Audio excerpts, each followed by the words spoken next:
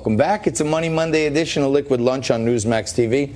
Just half past the top of the hour, high noon Eastern, here in New York, coming here from the Newsmax headquarters in Midtown Manhattan. And Frankie hates when I use those bottom of the hour, top of the hours. He says I keep getting them confused, but I'm really confused. The Dow is holding steady at 10,200. At 27,200. Bitcoin down $300 at 10,300. But I think we're okay with both those positions.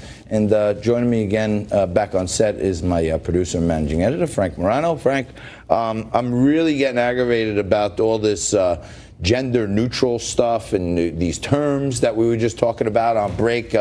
Berkeley, California has outlawed anything referring to man, like a manhole is now going to be called a maintenance hole, and manpower is going to be called human effort, and something that's man-made, unbeknownst to all of us, is now going to be artificial. And if something is manufactured, it's machine-made, and I don't.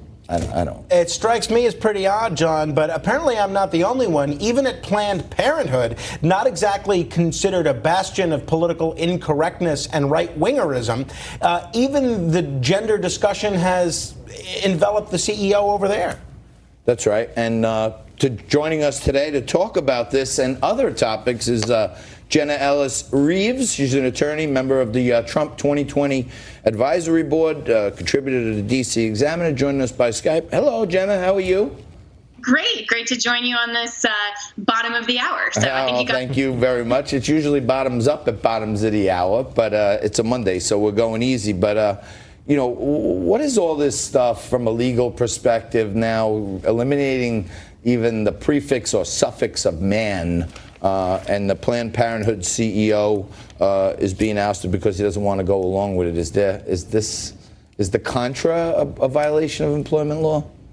Well, you know, this is just so ridiculous that our society is now expressly disclaiming reality and the biological differences between male and female. I mean, we understand that there are biological differences. And what I think is so interesting about the Planned Parenthood ouster of their CEO, Leana Wen, there were so many reports last year and just wide, acclaim that she was the first doctor to head Planned Parenthood. And this isn't just an abortion rights activist organization, when really it is. And so when she was actually trying to steer Planned Parenthood to be a healthcare organization, in her words, she then later tweeted after her ouster that this was because, and of course I'm paraphrasing, that Planned Parenthood wanted to double down on abortion and just be a more politically activist organization rather than healthcare. And that goes into, and there have been wide reports that part of this firing was not only over her refusal to just have Planned Parenthood be an abortion provider, but that she also refused to use the transgender quote unquote inclusive terminology, like saying that a male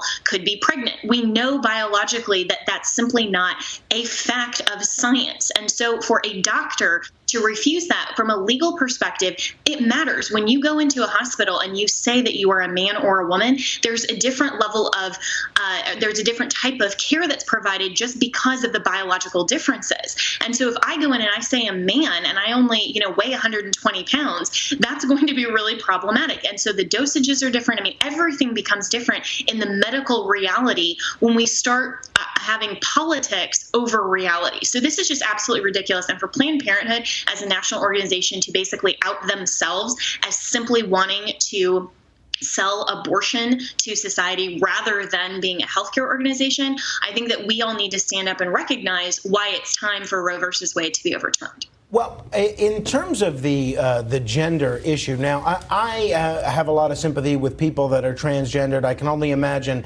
what goes into somebody's mindset and what kind of pain they have to endure to be able to take such a drastic step, especially if you're actually talking about gender reassignment surgery. But whether it's Planned Parenthood refusing to acknowledge that men can't get pregnant, or Joaquin Castro in that debate saying that he's supporting maternity leave even for men that get pregnant, at what point does reality stop being a part of the political dialogue? I mean, at what point does political correctness actually replace science? Because I feel like, Jenna, we're getting pretty close to that point.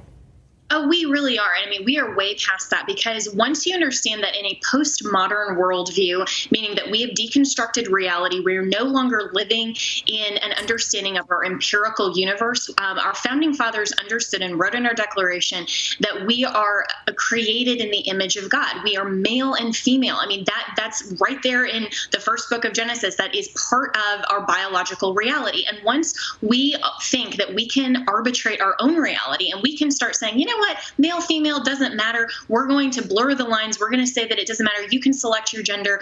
Then we have gone so far past to the line of reality that that's going to have really drastic consequences. Because once we start saying that reality doesn't exist, how far do you draw that line? I mean, I used to practice criminal law, and when someone comes and is in court because they are looked at for being drunk while driving, right? They're a DUI offense. If they can get on the stand and just say, "Well, I don't identify with being drunk," and okay, don't rule that out. I'd like to try that as a defense. God forbid the moment ever arises. We only have a minute left, Jenna, but I have to ask you about what's happening with the Bernie Sanders campaign. Some of his campaign workers are alleging that this champion of the working class, this champion of labor, isn't even paying his workers a living wage. Do we know if this is true, and what's been the response from the Sanders campaign?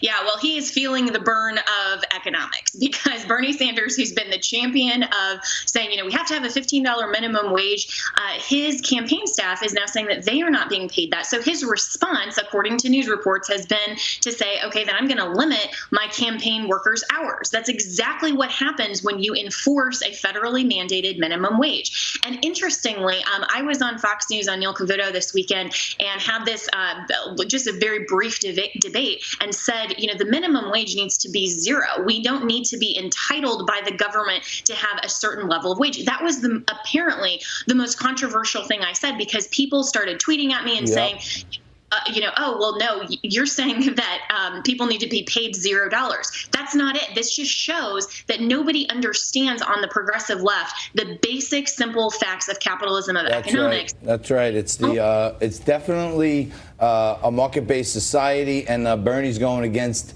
his own practices and